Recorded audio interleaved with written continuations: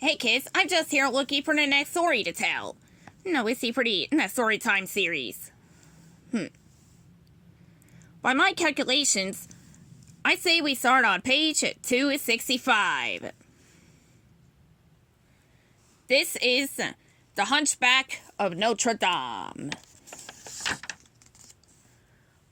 Long ago in the city of Paris, a young man lived in the bell tower of the great cathedral of Notre Dame. His name was Quasimodo, and it was his job to ring the cathedral bell. His back was hunched in an odd shape, but he was strong and kind. Because he stayed hidden in the tower, Quasimodo's only friends were the stone gargoyles that had been carved into the church. They came to life, but only in front of him. Quasimodo's master, Judge Claude Frollo, was a mean man. Years earlier, he had accidentally killed a romani, Quasimodo's mother, and did not want anyone to discover what had happened. So he kept the hunchback hidden and told him he was a monster. Many years passed. Quasimodo grew up in the tower, always watching the people below, wishing he could leave and meet some of them. Then one day, everything changed.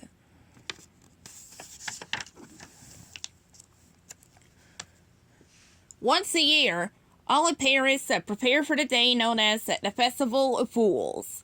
On that day, people paraded around the city dressed in scary masks and funny costumes.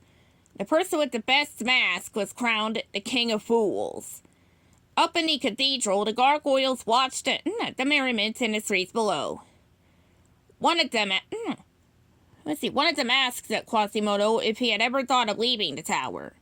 "Sure," the hunchback replied, "but I never fit in." The gargoyles insisted that the festival was the perfect time for him to explore the city. Quasimodo finally agreed to put on a hooded robe to wear as a disguise. Eager to see the world, the hunchback grabbed the rope and swung down into the crowds below. He had never had so much freedom, or been so happy. On the streets, everyone was busy having fun. No one noticed Quasimodo wandering around. He watched the parade and saw many things for the first time. He could not believe how bright and colorful everything looked up close. It was his first trip outside the cathedral, and he was having a perfect day. Then he met Esmeralda, a dancing romani. Frollo had told him that the romani were bad, but Quasimodo thought Esmeralda was the most beautiful thing he'd ever seen. He just hoped that she did not think he was a monster. Quasimodo was not the only one who had seen her, though. That very day, the new captain of the guard arrived in Paris. His name was Phoebus, and he was strong and handsome. He also noticed Esmeralda's beauty.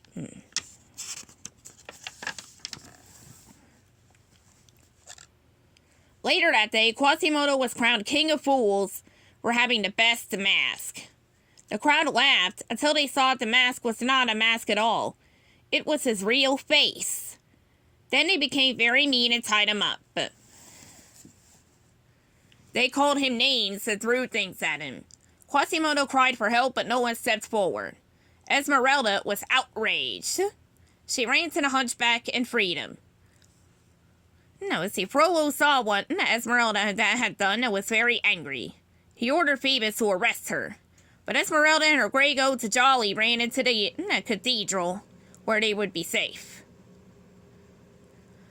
"Set one foot outside, and you're my prisoner," Frollo warned her. Then he posted a guard at each door. Esmeralda stayed aside and went to find Quasimodo, who had returned to the cathedral, ashamed and embarrassed. Quasimodo thought Esmeralda was very nice. She had freedom when no one else would, and she was easy to talk to.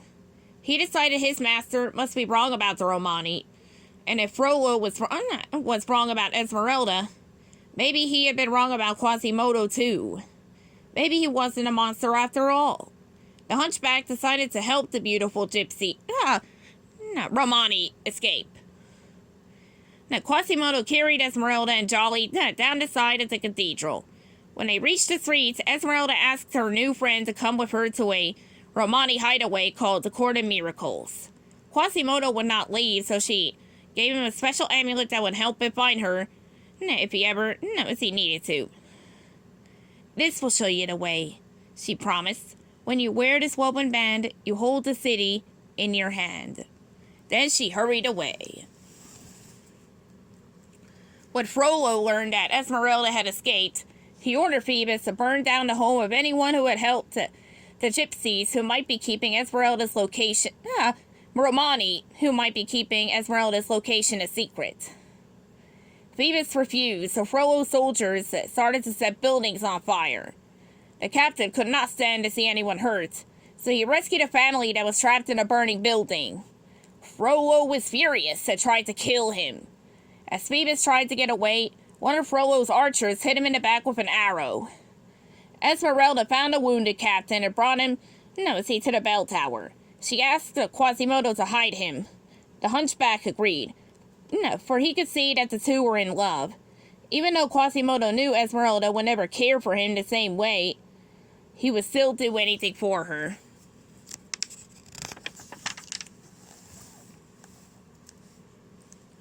Once Esmeralda left, Frollo went to the bell tower to try and trick Quasimodo into telling him how to find her. No, I know where her hideout is, he lied. And tomorrow, at dawn, I attack with 1,000 men. With that, Frollo left. Quasimodo and Phoebus knew they had to warn Esmeralda, but the hunchback was scared to stand up to his master. You must do what you think is right, Phoebus said. Quasimodo thought about it. Esmeralda had been very kind to him, and this was his chance to repay her. He ran after the captain. I'm not doing it for you, the hunchback said. I'm doing it for her. Quasimodo knew he could find Esmeralda at the Court of Miracles. Using the map on the amulet, he and Phoebus set out to find her. They did not realize that Frollo and his soldiers were following them.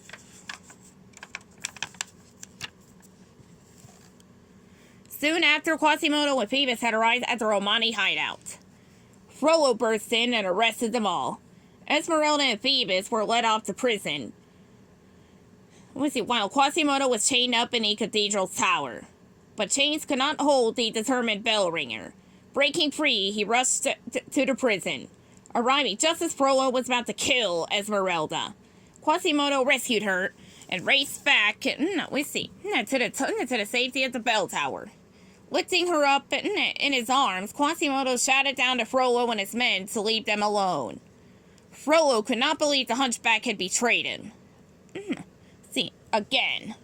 He ordered his men to seize the cathedral, but Quasimodo had friends. With the help of Phoebus, who had escaped from prison, and the gargoyles, the hunchback set fire to a huge vat of lead he found in the tower. Then he poured it down on Frollo and his soldiers. Quasimodo had saved the day. With Frollo defeated, the friends walked out of the cathedral and into the sunlight. A crowd was waiting, and they cheered when the hunchback appeared. The bell ringer, who had thought he was a monster, was now a great hero. The end.